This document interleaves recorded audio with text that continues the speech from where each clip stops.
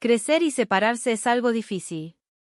Desde la adolescencia preadolescente hasta la universidad, parece que nada podría desenredar los hilos entrelazados de nuestras 4 vidas.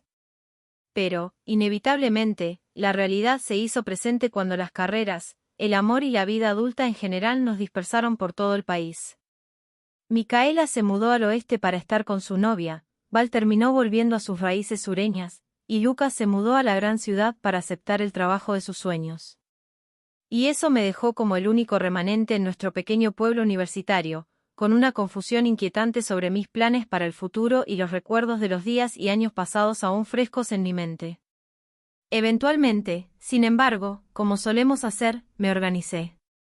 Nunca dejé nuestro pueblo universitario, pero un buen trabajo y una relación incipiente me dejaron lo suficientemente satisfecha con la vida. Habían pasado 7 meses y algo desde que nos habíamos visto, y decidimos finalmente dejar de posponerlo en nombre de compromisos más urgentes e ir a nuestro viaje anual de fin de semana a la cabaña.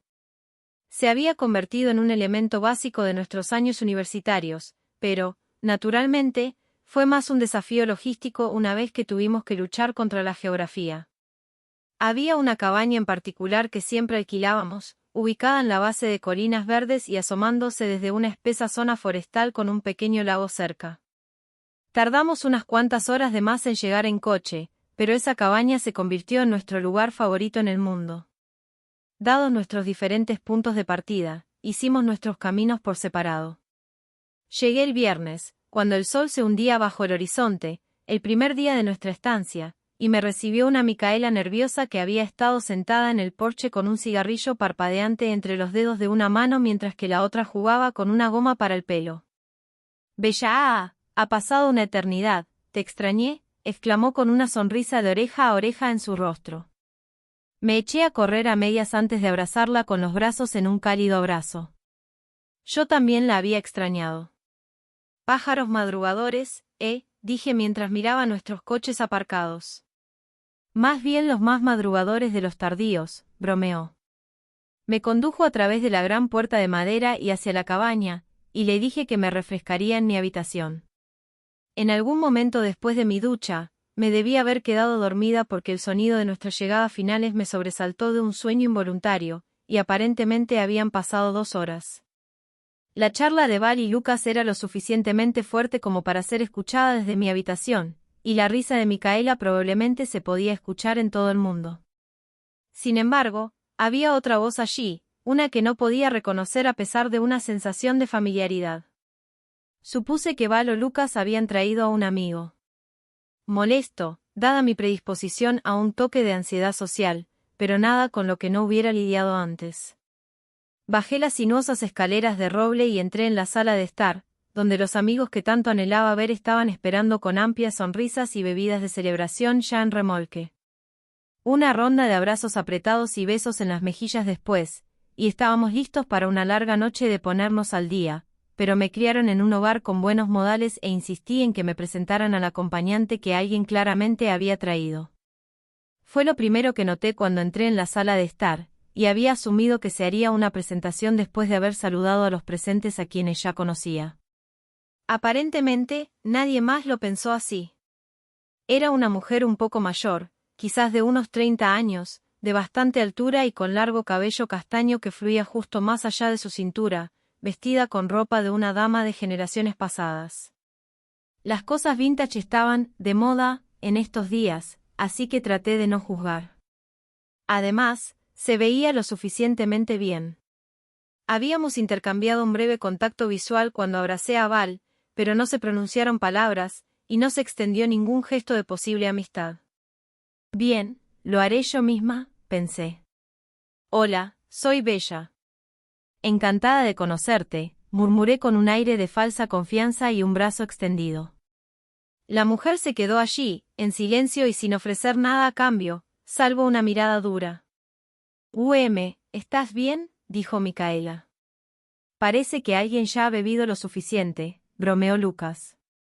Mi silencioso disgusto por la situación se convirtió en una preocupación incipiente. Solo soy educada, dije, mi tono indicaba irritación. Estabas hablando con el aire literal, chica, intervino Val. Y, efectivamente, parecían tener razón. Escudriñé la habitación con incredulidad y no encontré rastro de la mujer muy real que había estado frente a mí momentos antes. Eso me convirtió en el objeto de unas cuantas bromas al principio de la noche, pero no lograron atravesar la creciente inquietud que burbujeaba bajo mi piel. Nunca había experimentado una alucinación en mi vida, e incluso entonces, ella simplemente parecía demasiado tangible. Demasiado real. Con la ayuda de risas nostálgicas y una buena cantidad de alcohol, el incidente se desvaneció gradualmente de nuestras mentes, y los juegos de mesa ahora estaban en pleno apogeo.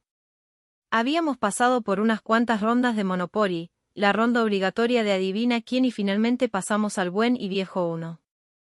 Siempre fui la afortunada en el uno, y esa racha no parecía que fuera a terminar, como me jacté tan elegantemente al final de otra victoria, cuando Lucas declaró que jugaríamos una última ronda antes de seguir adelante.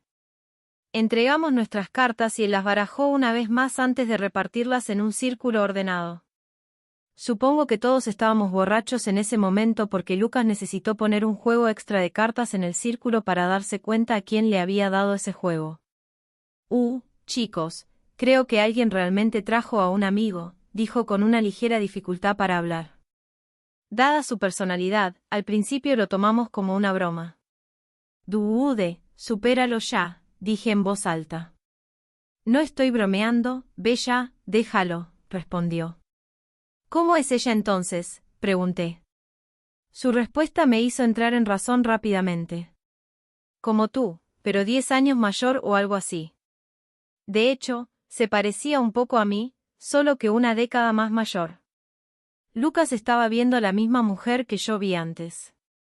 La expresión de mi rostro transmitió lo suficiente como para que incluso mis compañeros borrachos comenzaran a conectar los puntos. No era de las que sentían curiosidad por estas cosas, y no era de las que morían primero en una película de terror.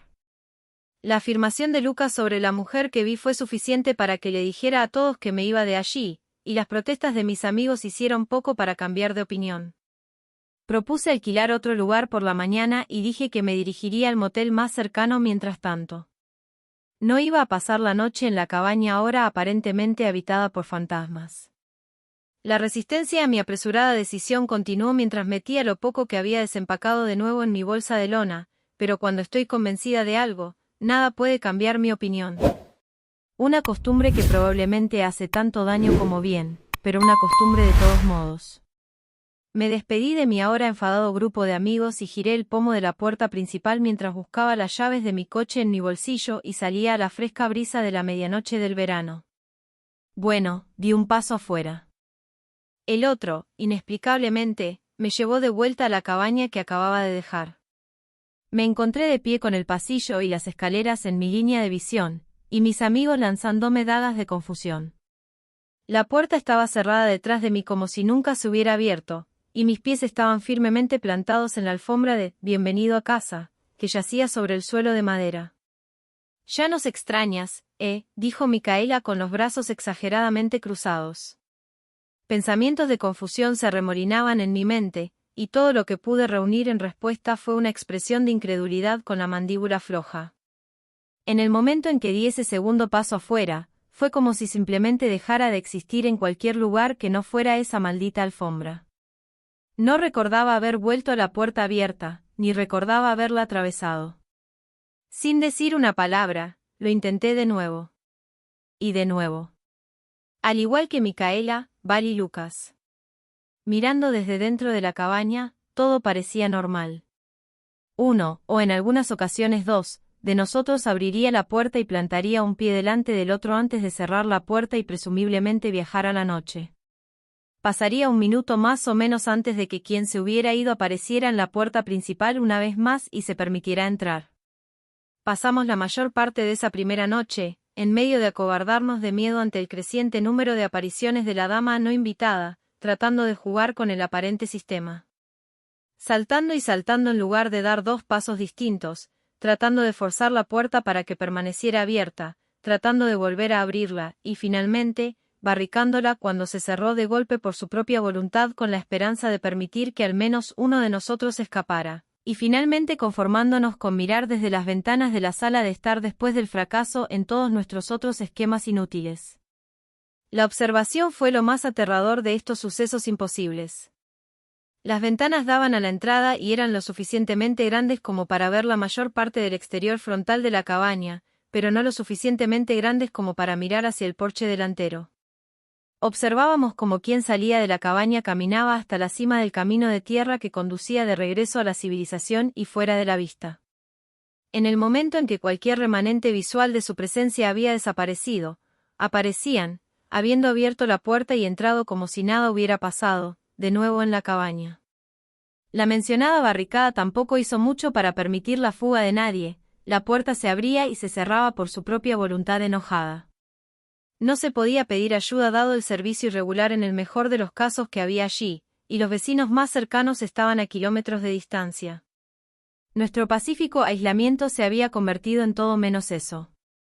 Esa primera noche, después de permitirnos comprender completamente la realidad de nuestra situación, la dama comenzó a plantar las semillas de su maldad contagiosa.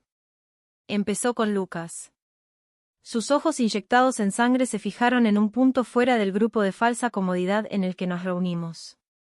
Al darnos cuenta de que no había nada que pudiéramos hacer para escapar de lo que fuera que ella fuera, nos quedamos en su lugar junto a él mientras escuchaba lo que ella le decía. Te morirás de hambre aquí adentro. Tus amigos se volverán contra ti. Es mejor comer que ser comido. Lucas fue el centro de sus esfuerzos durante esa primera noche, pero nos mantuvimos firmes. En todo caso, estábamos más aterrorizados por nuestro encierro que por la dama.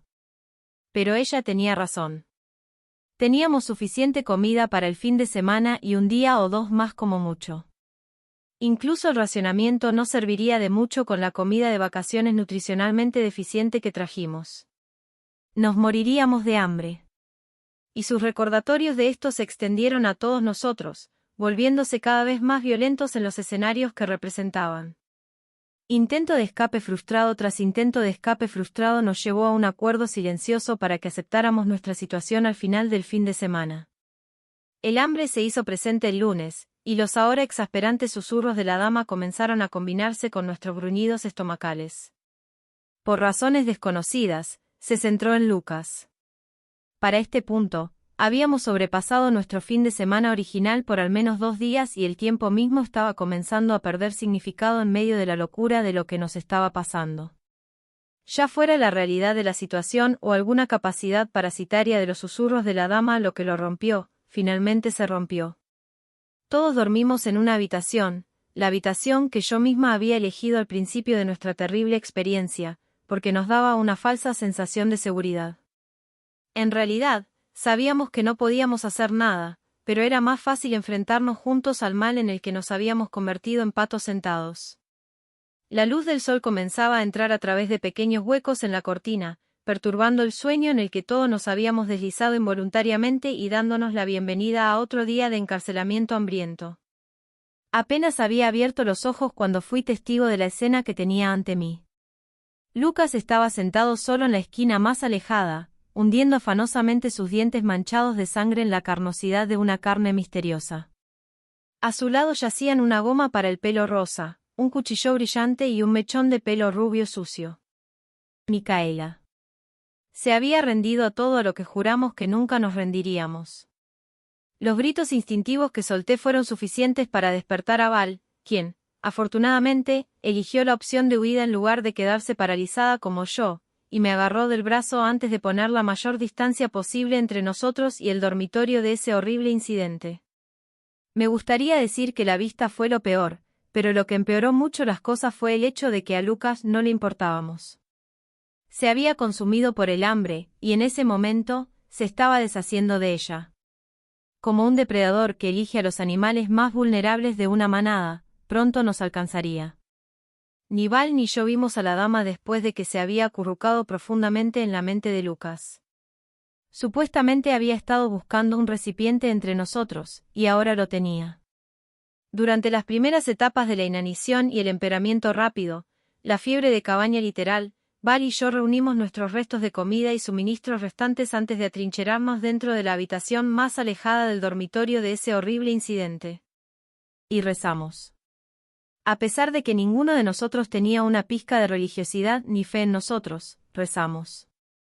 a lo que pudiera tener la más mínima posibilidad de ser lo suficientemente real como para escucharnos. Nada nos escuchó lo suficientemente rápido.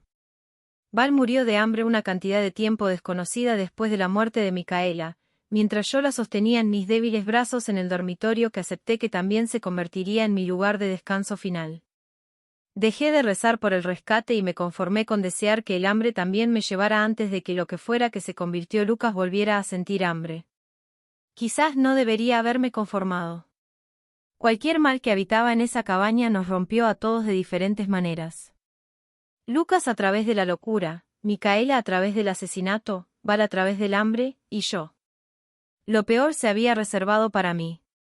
Después de presenciar a los amigos que tanto amaba encontrarse con sus diversos y aterradores destinos, y después de ser reducida a tan poco, supliqué la misericordia de una muerte horrible con la esperanza de borrar estos horribles recuerdos, se me concedió mi liberación.